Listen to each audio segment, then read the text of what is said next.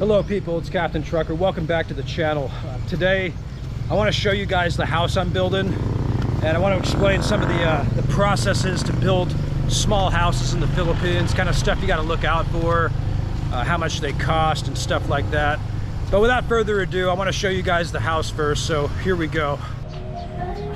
Now, as some of you know, I'm not a very big spender. I'm a pretty frugal guy, but recently I decided to, well, I bought a new car. I splurged, and I know a lot of you guys are jealous of this truck behind me, but let me tell you, this thing runs like a machine, dude. It runs like no other truck I've driven before. It's incredible. This thing's gone like 1.5 million miles. I'm just joking. I didn't buy that truck. Get rid of those roosters or what? No. Oh, it's a cat. Does the cat come with the house? No. Be careful. What's the feeling? Watch your step. Okay, so we're gonna get a rooftop on top of here, okay? Yeah. So this whole roof will be flat, so I can get my watch your step. So my I can get sun every day. Where's the bathroom? Here? Okay. You check this out. Come back. Jared, it's kind of blurred. No, it's okay. Here. This is two of the rooms. Okay, so I think it's two rooms. It's actually the first time I've been here, believe it or not. You might be surprised to know that I haven't been actively at the site of my own house, but it's okay. It's okay. We gotta trust the people we're working with. Isn't that right, JG? Yeah. That's right. All right. Maybe this is. I think it's the dining room. Yeah. But the whole roof will be accessible, so there'll be like a roof deck. Where's the table? Where is the cable? Zachary, do you like the new house? Yeah. Okay. Good man. It's a quiet neighborhood too. We like quiet neighborhoods.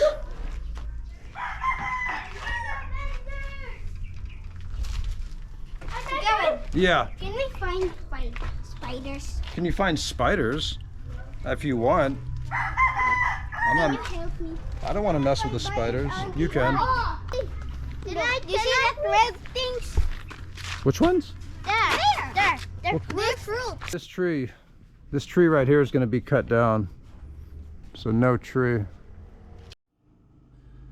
Oh, all right. Welcome back, guys. So basically, I want to break down some of the costs for this housing project for you, because obviously it's a big topic. A lot of expats want to build houses. They're interested in building houses in the Philippines, on and on and on. And of course, you know, we've heard stories about people that maybe they can't finish their houses, or they feel like they get scammed on the project, or it's more than they thought, more than the estimate was, on and on. And I don't really like to talk about money per se, but I guess I want to share this with you guys just so you have an idea. I mean, obviously it's a small house. It's not like some multi-million-dollar project, so it's not, you know, it's not really a big deal to talk about it too much, but you know, it's about 80-ish to 100 square meters. So, you know, when you look this kind of stuff up, you have breakdowns from like standard, substandard materials to standard materials to like, I guess, higher end materials. So we kind of chose a hybrid between standard and higher end materials, which kind of increased the cost a little bit. And where, you know, you might question what's the difference between substandard and standard materials. And here's an example. You know, like low end materials, basic construction. For example, to use like hollow blocks instead of like concrete, galvanized roofing instead of tile roofing, you know, lower quality finishes, possibly lower labor cost, which that can obviously help in your favor, lower labor costs.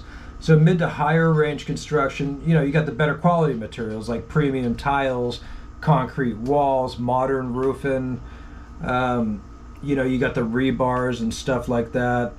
And there's, I guess, higher labor standards, whatever that means. And sometimes more advanced features like insulation, cabinetry, and better plumbing, which can be important. I'm going to try to put in solar panels, and I'm going to include that after the cost when I tell you. Because a lot of people don't know, man, or some people may know, but electricity is no joke down here in the Philippines, the electric cost. A lot of, obviously building houses, the materials is way less, significantly less than the US, all right? But electricity is not a joke, all right? That's a true story. I mean, it's almost the same as the US in terms of cost. So if you can invest in solar, it's probably a good idea because you will save long term, okay? Yeah, I mean, so let's look at the cost that you got to look at in terms of building the house. Just I'll kind of break a few things down. I mean, obviously you got the land, number one. You got construction cost per square meter, number three. You got labor, then you got materials, and then you got the finishing, okay? But then you have, you're gonna have miscellaneous cost, and this is stuff that certainly I ran into. Permits and documentation. You got to get building permits, maybe sometimes occupancy permits, electrical and plumbing, and and tax declarations, transfer, like if you're buying the land. But there's also, hi son.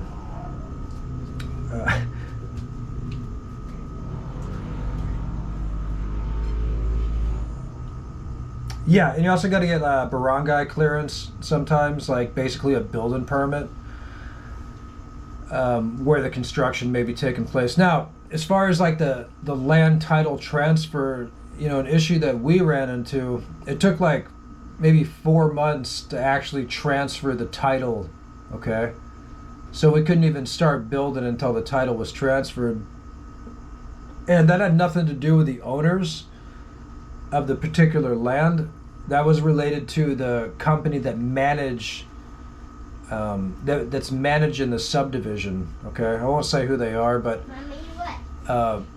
there's some major companies that manage subdivisions here in the Philippines, and they've been known to be slow in transferring titles. So when you purchase land, don't expect that like the title transfer of the land itself is just going to be instantaneous.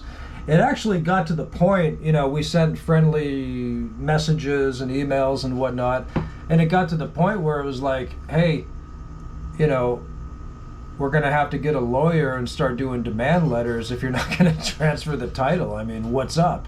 And once we did that, we got it pretty quickly, but, you try to avoid stuff like that. You try to keep things friendly, especially in a foreign country. So yeah, that's kind of how it works in terms of like cost of construction and material here. Like you got lower end, substandard they call it, and then standard materials, and then higher end materials. So we're kind of got like a hybrid between standard and higher end. Where I'm spending a little bit more money is the roof deck.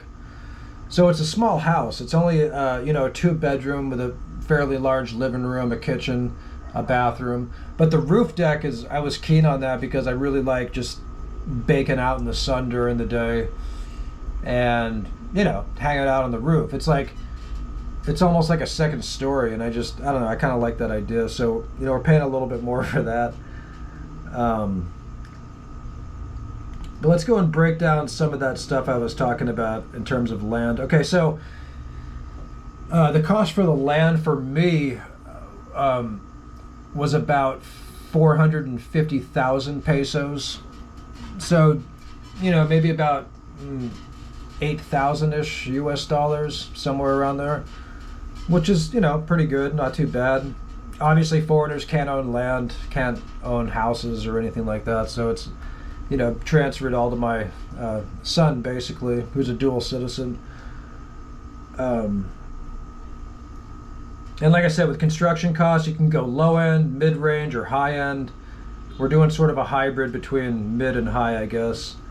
And then, materials breakdown. You got sand, cement, gravel, and you got steel rebars, roofing materials, tiles and flooring, doors and windows, plumbing, electrical, and then you got finishings, obviously, how you want to paint the cabinets, the fixtures, little custom things like that in the house. Hello, son. You looking forward to your new house?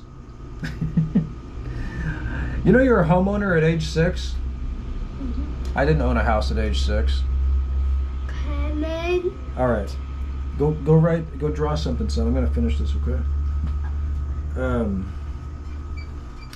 All right, so, you know, things to watch out for, like the obvious, hiring reputable contractors. It's a big deal. I mean, obviously you want to ensure the contractors have a good record. Be cautious about underbidding contractors who may cut corners. All right. In our case, my son's family is actually friends with the people building the house. All right. So they do work in this area and around, you know, in Bacolod and whatnot, and kind of around that area. And so far they're doing a good job, you know, so I have no complaints. So once I finish the project, all works out and all is good, you know, if people are interested, maybe I can give a referral. We'll talk about it. We'll figure something out. Because it's a big deal. I mean, it's a very big deal, obviously, who's building your house, who you can trust. And that's really one of the hugest things for most foreigners, right? I mean, they don't know who to trust. They don't know, you know, we hear bad stories and on and on and on.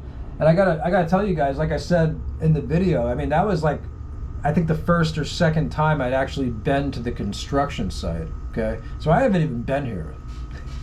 And that's how much I trust the people I'm dealing with. And that's a very important thing because, you know, I'm just a regular working guy. I mean, that's, you know, it's a lot of money. But anyway, yeah, and things to watch out for on that subject. So we got hiring reputable contractors, but also contracts. Make sure the contract's comprehensive, covering the scope of the work, the timelines, penalties for delays, and payment schedules. And what you can also do, as a good suggestion, is do like a pay-as-you-go type of thing. So you don't have to give all the money up front. You can do the project in segments or maybe quarters, right? And you can stipulate that in the contract, and lawyers here can do that for you for maybe 1,000 or 2,000 pesos, you know, 20 or 40 bucks, write you up a contract, pay as you go. I would recommend that. You know, we didn't actually do an actual contract to do this one, but, you know, but apparently my son's family, they know these people, so I'm going in good faith on this. I hope it works out. I don't see why it wouldn't. Everything should be okay. But I wouldn't recommend that for your average person or whatnot, you know? I mean, but, so yeah, you got permits, and obviously, like I said, always secure the proper building, electrical, plumbing permits before construction. You know, failure to do that can result in penalties or delays. I mean, make no mistake, even though this is a developing country, like if you're in a legitimate subdivision, you do have to have the permits and all that kind of stuff. You can't just, you know, do some cockamamie deal, buy someone's land, and then just start building whatever you want. You gotta, there's certain regulations and rules that you have to follow. And the other thing about the land title is obviously, you know, make sure you get a lawyer to verify the title's clean, that it's the mother title and all that, and so forth and so on, that no money's owed and all that kind of stuff. And then, so number 5 is supervision. Regularly inspect the site to ensure the work meets your expectations. Don't do what I've done, in other words. Number 6, weather conditions. Obviously it can lead to delays and whatnot. Your stuff's just hanging out outdoors, being rained on in typhoons. It might not be a good idea.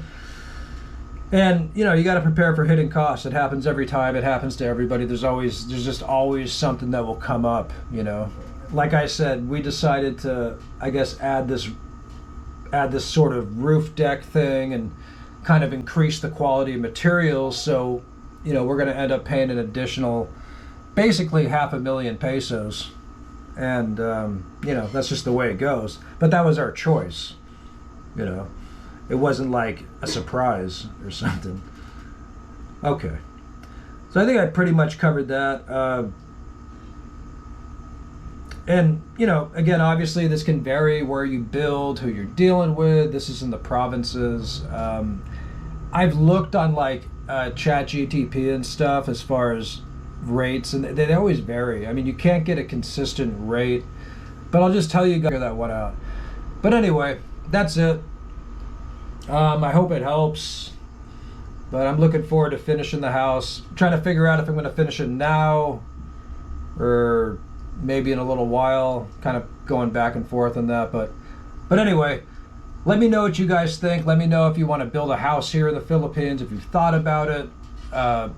Send me a message. If you're in this area, I might be able to help you with some referrals. It's possible.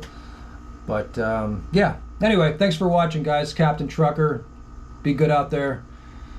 Look forward to your comments. Please subscribe. Take care. Bye-bye.